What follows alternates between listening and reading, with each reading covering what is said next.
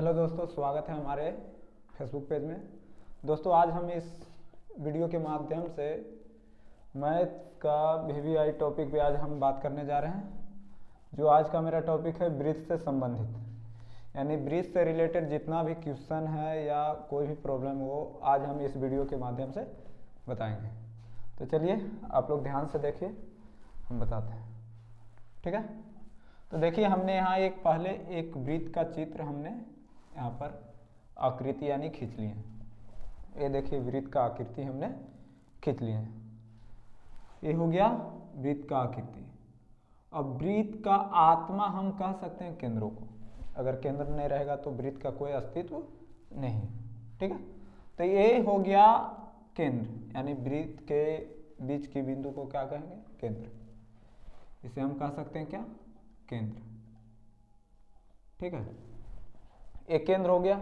ये जो मेरा भाग है इसे हम कहेंगे परिधि। ठीक है, इससे पहले हम बताना चाहेंगे कि ये हमें बाह्य भाग कहेंगे, ब्रीथ का बाह्य भाग। ये हो गया आंतरिक भाग। ठीक है, ये हो गया बाह्य भाग, ये हो गया आंतरिक भाग। ठीक है, आज हम ब्रीथ के आंतरिक भाग के बारे में पढ़ेंगे। तो चलिए इसके आंतरिक भाग में हम पढ़ते हैं। तो आप ये तो जान लिए कि ये केंद्र है, ये मेरा क्या है? परिधि। ठीक है, अब इसके ब्रीथ के आंतरिक में क्या क्या आता है? ठीक है, ये केंद्र हो गया, ये परिधि। तो आप देखिए ब्रीथ को दो भाग में भी बांटता है। ब्रीथ कौन सा कंडीशन में दो भाग में बढ़ता है? तो ब्रीथ का जीवा भी ब्रीथ को दो भाग में बांटता है, ब्रीथ का त्रिज्या भी ब्रीथ को दो भाग में बांटता है। तो पहले हम जीवा से संबंधित सीखते हैं। मान लीजिए ये जीवा है, एक ए बी। ए बी क्या है? ए बी रेखाखंड जीवा है। किसी ब्रीथ को दो भागों में विभाजित कौन करेगा? जीवा। ठीक है, तो एक देखिए इसमें एक बड़ा हिस्सा है, एक क्या है? छोटा सा हिस्सा। इसी से समझिएगा, एक क्या है? बड़ा सा हिस्सा। मान लीजिए एक ले लिए, उसे दो भाग कर दिए, तो एक क्या है? ये बड़ा सा हिस्सा, ये है छोटा सा हिस्सा। तो अब बड़ा हिस्सा को क्या बोलेंगे? छोटा हिस्सा को क्या बोलेंगे? तो इसे हम छोटा हिस्सा को बोलेंगे लघु, लघु वृत्तखंड। ठीक है, क्या बोलेंगे? लघु वृत्तखंड। ये जो बड़ा भाग है उसे कहेंगे दीर्घ वृत्तखंड, दीर्घ वृत्तखंड। ठीक है, एक क्या हो गया? लघु वृत्तखंड। एक क्या हो गया? दीर्घ वृत्तखंड। अब इसी से हमको पढ़ना एक और, ये जो मेरा है परिधि का कुछ भाग है, ये भी, इसे हम कहते हैं चाप, यानी ये भी क्या है? चाप की लंबाई। ठीक है, तो इसमें भी वही चीज है। एक क्या है? एक बड़ा सा चाप है, एक क्या है? छोटा सा चाप है। तो जो छोटा सा चाप है उसे कहेंगे लघु चाप। ठीक है, और जो बी ए बड़ा सा चाप है इसे क्या कहेंगे हम? दीर्घ चाप। इधर लिख देते हैं, इसे हम क्या कहेंगे? दीर्घ चाप। ठीक है, ये क्या है? लघु चाप। ये हो गया दीर्घ चाप। समझ गए? अगर एक वृत्त में हम कितना भी चाप ले लें, अगर चाप की लंबाई सभी सेम है तो एक जीवा की भी लंबाई क्या होगा? सेम। इसका मतलब हम कह रहे हैं कि अगर चाप का लंबाई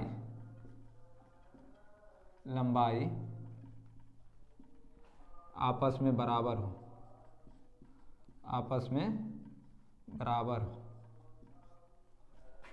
हो तो जीवा का लंबाई भी क्या होगा? आपस में बराबर। तो जीवा का लंबाई भी आपस में बराबर होगी।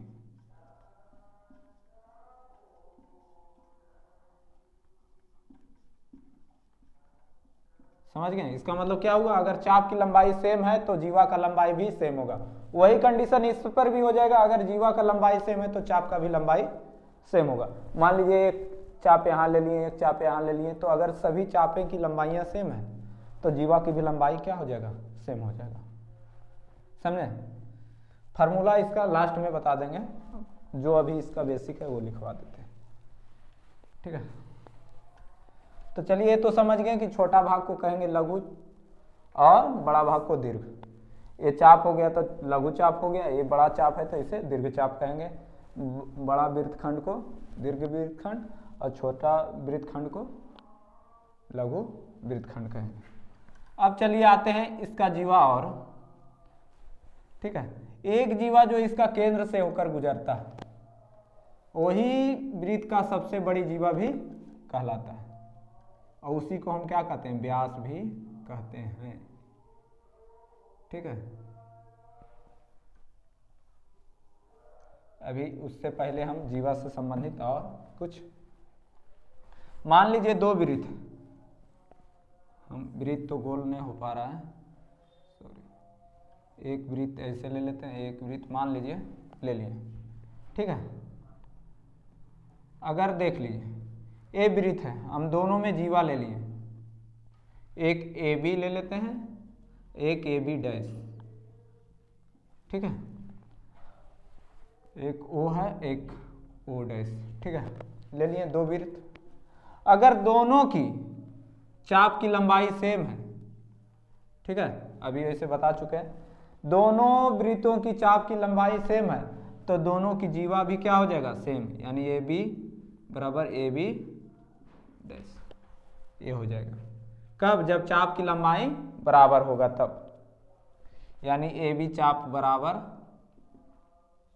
ए डैश बी डैश चाप। अगर दोनों चाप की लंबाइयाँ सेम होगी तो जीवा की भी लंबाई सेम होगी।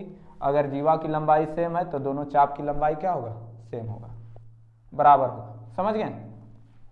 अब इसी में एक और चीज हमें पढ़ना है, ठीक है, अगर कह दे कि केंद्र से जीवा समदूरस्थ है, क्या हो, केंद्र से अगर जीवा समदूरस्थ, समदूरस्थ यानी समान दूरी पर स्थित, अगर दोनों वृत्तों में केंद्र से जीवा समदूरस्थ है तो दोनों जीवा की भी लंबाई क्या होगा, बराबर, ठीक है, वो लिखा भी देंगे। अगर केंद्र से जीवा समदूरस्थ है तो दोनों जीवा की लंबाई सेम होगा, अगर दोनों जीवा सेम है तो दोनों केंद्र से समदूरस्थ होगा।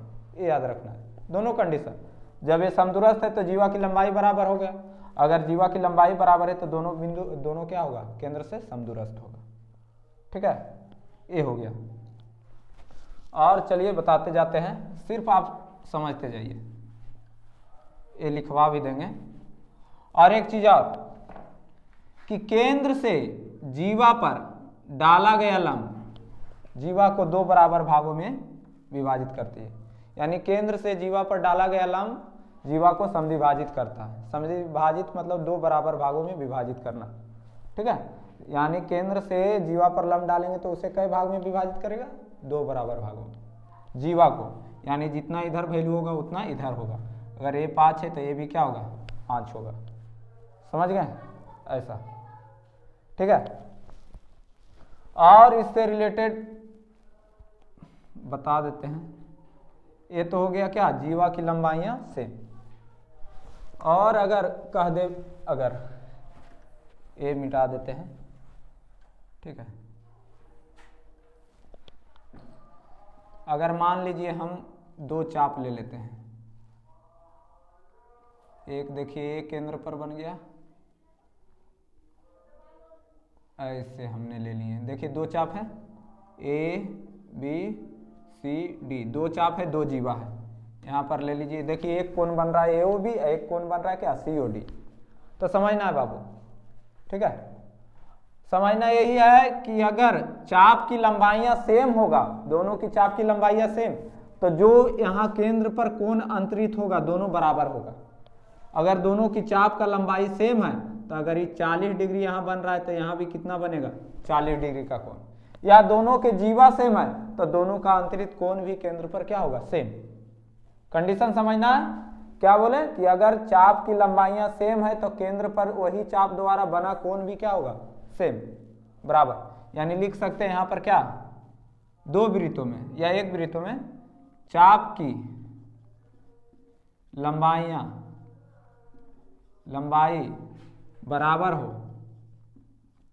बराबर हो तो केंद्र पर अंतरित कोण अंतरित कोण आपस में बराबर होगा। ठीक है, और जो पॉइंट हम बोले वो लिखा देते हैं। क्या बोले? केंद्र से जीवा पर डाला गया लंब जीवा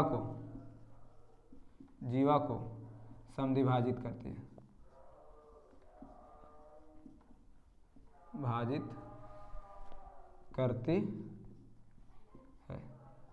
और पॉइंट बता देते हैं। क्या बोले? अगर जीवा केंद्र से समदूरस्थ है तो जीवा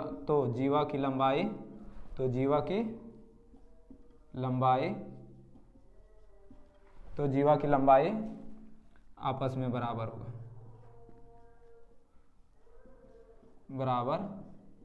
होगा। ये सब पॉइंट है बाबू, लिख लेना है। ठीक है, क्या 3 पॉइंट और 1 पॉइंट लिख देते हैं। अगर चाप की लंबाई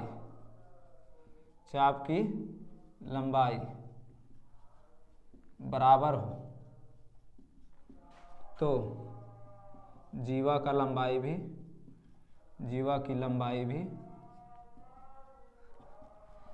लंबाई भी आपस में बराबर होगी। ठीक है, इतना पॉइंट लिखा है। अभी और पॉइंट लिखाएंगे। यानी क्या? चाप की लंबाई बराबर हो तो केंद्र पर अंतरित कोण भी आपस में क्या होता है? बराबर। केंद्र से जीवा पर डाला गया लंब जीवा को समद्विभाजित करता है। ठीक है, अगर जीवा केंद्र से समदूरस्थ है तो जीवा की लंबाई भी क्या होगा? आपस में बराबर। ठीक है, या अगर जीवा की लंबाई बराबर है तो दोनों समदूरस्थ भी हो गए। ठीक है, अगर चाप की लंबाई बराबर हो तो जीवा की लंबाई भी क्या होगा? आपस में बराबर। क्योंकि चाप बराबर रहेगा तो वो तो वास्तविक है कि वो बराबर ही होगा जीवा की लंबाई। ठीक है, और अब पढ़ते हैं। ठीक है, इसे मिटा देते हैं।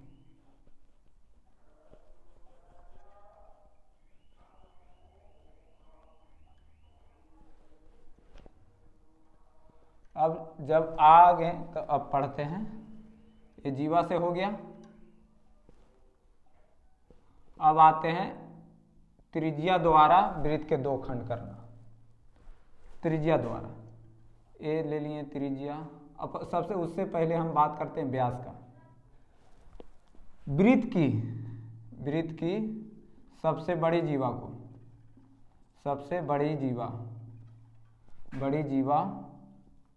को वृत्त का व्यास कहते हैं। क्या कहते हैं? सबसे बड़ी जीवा को क्या कहेंगे? वृत्त का व्यास। और ये हमेशा केंद्र से होकर जाता है, कहीं से नहीं जाएगा। कहां से जाएगा? केंद्र से। या हमेशा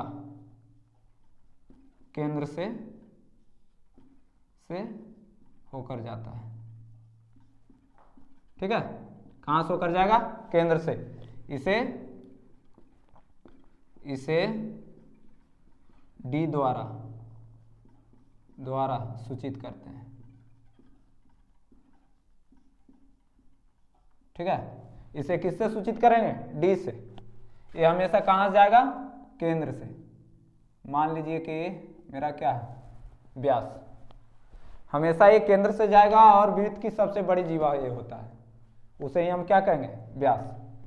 और व्यास का आधा होता है त्रिज्या। व्यास का आधा क्या होगा? त्रिज्या। ठीक है, तो अब त्रिज्या को हम कैसे परिभाषित करेंगे? त्रिज्या को परिभाषित हम कर सकते हैं, या वैसे भी कह सकते हैं व्यास का आधा त्रिज्या होता है। ठीक है, या ऐसे कह सकते हैं केंद्र से परिधि के बीच की दूरी को त्रिज्या कहते हैं, त्रिज्या कहते हैं। इसे स्मॉल r द्वारा सूचित करते हैं, सूचित करते हैं। ठीक है, किससे? स्मॉल r द्वारा इसे सूचित करते हैं। जितना भी पॉइंट बता रहे हैं बाबू आगे काम देगा। ठीक है, इसे याद रखना है। यानी अगर हम ये व्यास को अभी मिटा देते हैं फिलहाल, ठीक है, क्योंकि हमें त्रिज्या से अभी काम है। अब देखो बाबू, इसमें हमने 2 त्रिज्याएं खींच रखी हैं। अब त्रिज्या से रिलेटेड आया है तो त्रिज्या से पहले हम बता देते हैं, उसके बाद आगे टॉपिक बढ़ेंगे, क्योंकि एग्जाम में त्रिज्या से भी बहुत सारे क्वेश्चन आते हैं। ए हो गया, ए बी हो गया। ठीक है, अब कह सकते हैं कि एक वृत्त में हम कितने त्रिज्याएं खींच सकते हैं।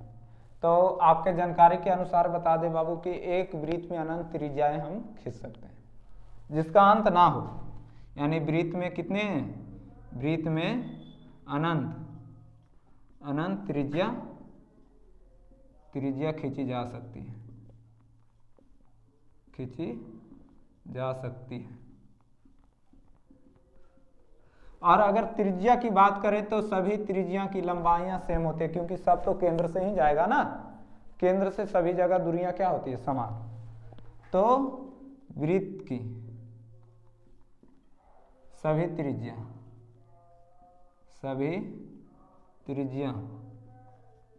की लंबाई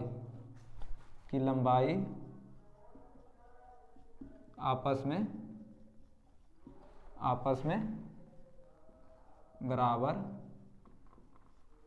होती। ठीक है, यानी ये क्या, त्रिज्या से रिलेटेड हो गया। और त्रिज्या व्यास का क्या होता है, आधा। त्रिज्या व्यास की, ये भी लिखा देते हैं, त्रिज्या व्यास की आधी होती है।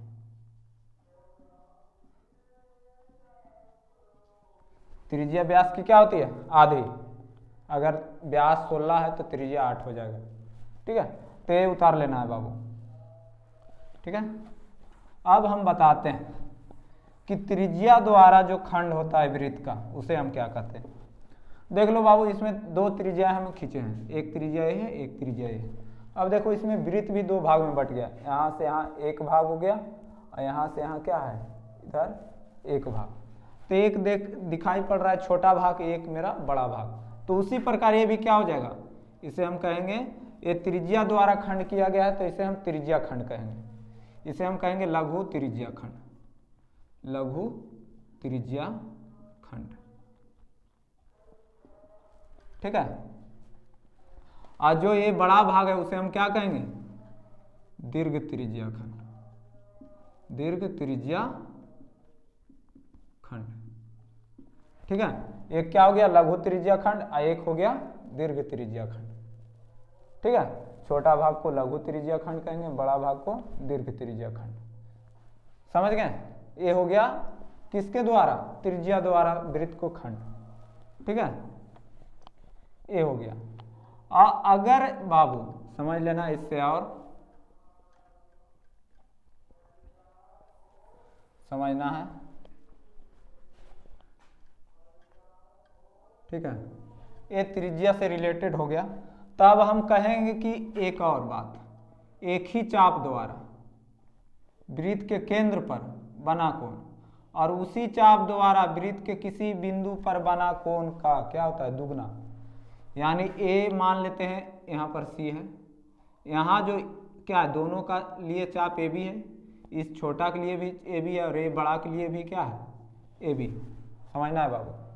तो क्या कहेंगे, एक ही चाप द्वारा, एक ही चाप द्वारा, चाप दोनों का क्या है, सेम, एक ही चाप द्वारा केंद्र पर बना कोण, केंद्र पर बना कोण, बना कोण वृत्त के किसी बिंदु, वृत्त के किसी बिंदु पर बना कोण का, बना कोण का दुगना होता है,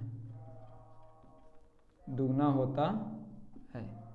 अगर बाबू ये अगर 30 डिग्री है तो ये कितना हो जाएगा 60 डिग्री। यानी ये कह सकते हैं कि वृत्त का केंद्र पर बना कोण परिधि पर के कोण का दुगना होता है। जब दोनों का चाप क्या हो, सेम, दोनों का चाप सेम होगा तब वृत्तखंड का कोण केंद्र का कोण उससे दुगना होगा। ठीक है, वृत्तखंड के कोण से क्या हो जाएगा, केंद्र का कोण दुगना हो जाएगा। कब, जब दोनों का चाप सेम रहेगा तब, अन्यथा नहीं। अगर चाप अलग रहेगा तो दुगना नहीं होगा। समझ गए, तो ये हो जाएगा। समझ गए। अब अगर इसी से बात एक और आता है, वृत्तखंड का कोण। वृत्तखंड का कोण बाबू,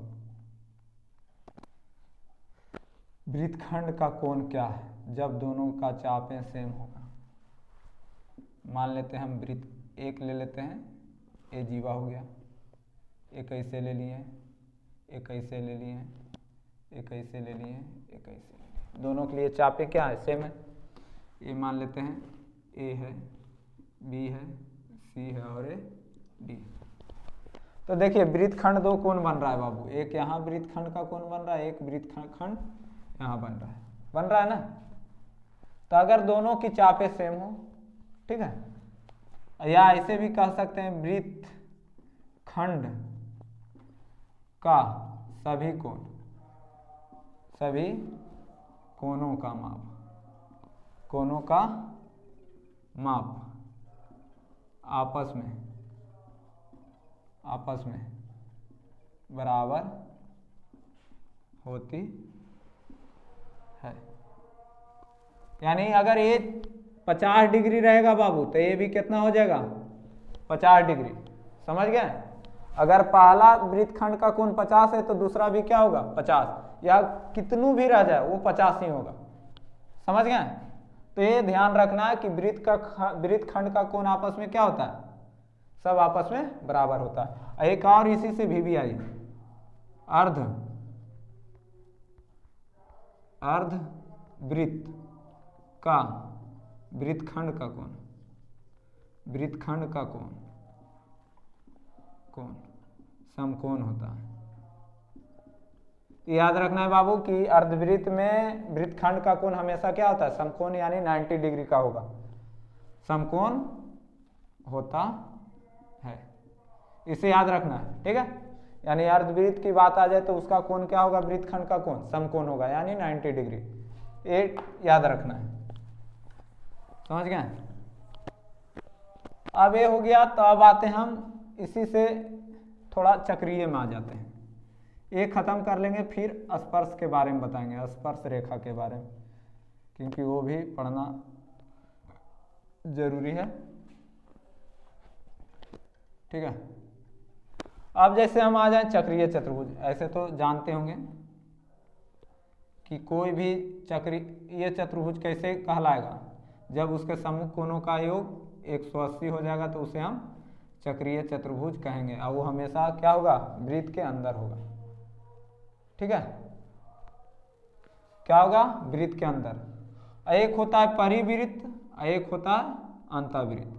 जो बाहर त्रिभुज के बनेगा उसे हम परिवृत्त कहेंगे, और जो वृत्त त्रिभुज के अंदर बनेगा उसे हम अंतःवृत्त कहेंगे। समझ गए। ये परिवृत्त हो जाएगा, ये अंतःवृत्त। ठीक है। अब जैसे हम बात करते हैं चक्रीय चतुर्भुज, तो ABCD एक क्या है, ABCD एक चक्रीय चतुर्भुज है, चक्रीय चतुर्भुज है। ठीक है, चक्रीय चतुर्भुज है बाबू। तो चक्रीय चतुर्भुज के सम्मुख कोणों का योग हो जाता है, यानी कोण A प्लस कोण C बराबर कोण B प्लस कोण D बराबर कह सकते हैं 180 डिग्री। यानी सम्मुख कोणों का योग कितना हो जाता है 180 डिग्री, यानी सामने सामने कोणों का योग 180। समझ गए। और एक पॉइंट छूट गया जो भी आई है, हमें शुरू में ही बताना चाहिए। एक चीज ध्यान देना है बाबू कि केंद्र का कोण कितना होता है, केंद्र का कोण। तो हमेशा याद रखना है बाबू, केंद्र पर हमेशा 360 डिग्री का कोण बनता है। ठीक है, केंद्र का कोण 360 डिग्री का होता है। ठीक है। जब कोई भी इसका पार्ट ना रहे तो कितना हो जाएगा 360। इसे याद रखना है। कि केंद्र का कोण कितना होगा 360 डिग्री। और जो भी बताएं वृत्तखंड का कोण आपस में बराबर होगा, या चक्रीय चतुर्भुज के सम्मुख कोणों का योग 180 होगा, या अगर वृत्त की जीवा बराबर है तो उसका चाप की लंबाई बराबर होगा, या चाप की लंबाई बराबर है तो जीवा की लंबाई सेम होगा। ठीक है, ये सब बात याद रखना। अगर चाप की लंबाई सेम है तो जो केंद्र पर कोण अंतरित होगा वो दोनों आपस में बराबर होगा। ठीक है, अगर जीवा केंद्र से समदूरस्थ है तो वो जीवा का लंबाई भी क्या होगा आपस में बराबर। अगर जीवा की लंबाई बराबर है तो केंद्र से वो क्या होगा समदूरस्थ होगा, ये याद रखना है। ठीक है, और केंद्र से वृत्त की जीवा पर डाला गया लंब जीवा को क्या करता है 2 बराबर भागों में बांटता है। ठीक है, 2 बराबर भागों में क्या करता है विभाजित करता है, किसे जीवा को। ठीक है, ये याद रखना है। अब जैसे हम आ जाते हैं स्पर्श रेखा के बारे में बाबू। स्पर्श रेखा, ठीक है, वृत्त पर स्पर्श रेखा बहुत ही VVI है, 10th क्लास में बहुत सारा इससे क्वेश्चन आता है। ठीक है, ये याद रखना है। मान लीजिए हमने एक वृत्त यहाँ खींच ली, अब अगर कह दे कोई भी बिंदु इस पर नहीं रहे बाबू, वृत्त पर कोई भी बिंदु ना दे, कह दे वृत्त पर कितनी स्पर्श रेखा खींची जा सकती है, तो कोई भी बिंदु ना रहे तो वृत्त पर अनंत स्पर्श रेखा खिंचाएगा। अनंत स्पर्श रेखा खींची जा सकती है।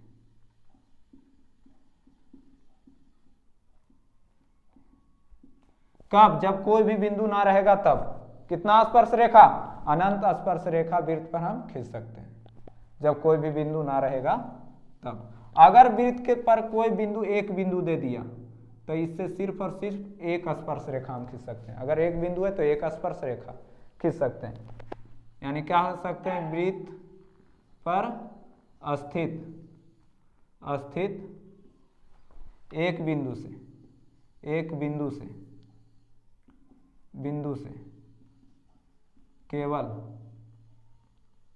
केवल एक स्पर्श रेखा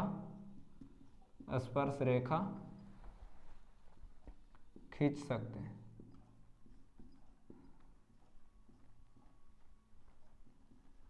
क्या? अगर एक बिंदु दे देगा तो एक स्पर्श रेखा हम उस पर खींचेंगे। ठीक है, अगर कोई भी बिंदु ना दिया तो उस पर अनंत स्पर्श रेखा हम खींचेंगे। और अगर बाह्य बिंदु दे दिया बाबू, बाह्य बिंदु अगर दे दिया, मान लीजिए हम एक ये वृत्त ले लिए, अब बाह्य बिंदु यहाँ ये है, मान लीजिए P कोई बाह्य बिंदु है, तो कह दे कि बाह्य बिंदु से इस पर कितनी स्पर्श रेखा खींचा जाएगा। तो बाह्य बिंदु रहे बाबू तो इससे 2 स्पर्श रेखा हम खींच सकते हैं। कितने स्पर्श रेखा? 2 स्पर्श रेखा। और दोनों स्पर्श रेखा की लंबाइयां क्या होती है? सेम होती है। दोनों अगर यहाँ पर A दे दें, यहाँ पर B दे दें, तो PA बराबर PB होता है बाबू। ठीक है, यदि दोनों स्पर्श रेखा की लंबाइयां क्या हो जाएगी? बराबर। कब? जब बाह्य बिंदु से खींचा जाएगा तब। क्या बताएं? जब कोई भी बिंदु ना रहे तो अनंत स्पर्श रेखा, जब वृत्त पर एक बिंदु स्थित हो तो एक स्पर्श रेखा, और अगर बाह्य बिंदु रहे तो उससे वृत्त पर 2 स्पर्श रेखा खींची जा सकती है, और दोनों स्पर्श रेखा की लंबाइयां क्या होगा? बराबर। और हाँ, ये वृत्त की त्रिज्या हमेशा उस पर क्या होता है? लंब। यानी वृत्त की त्रिज्या पर क्या होता है? लंब। यहाँ कितना डिग्री का कोण बना देगा? 90। यानी कह सकते हैं स्पर्श रेखा वृत्त की त्रिज्या पर क्या होता है? लंब। यानी यहाँ हो जाएगा 90 डिग्री। ये याद रखना है, समझ गए? तो ये हो गया स्पर्श रेखा। और इसका अब आते हैं इसका फार्मूला के बारे में। इसका सारा फार्मूला लिखा देते हैं। जैसे हम क्या, वृत्त का व्यास, वृत्त के केंद्र तो वो से है, वृत्त का व्यास, इसे क्या लिखते हैं? D। ठीक है, D ये होता है D बराबर त्रिज्या का दुगना भी होता है। ठीक है, अब जैसे आ गए वृत्त का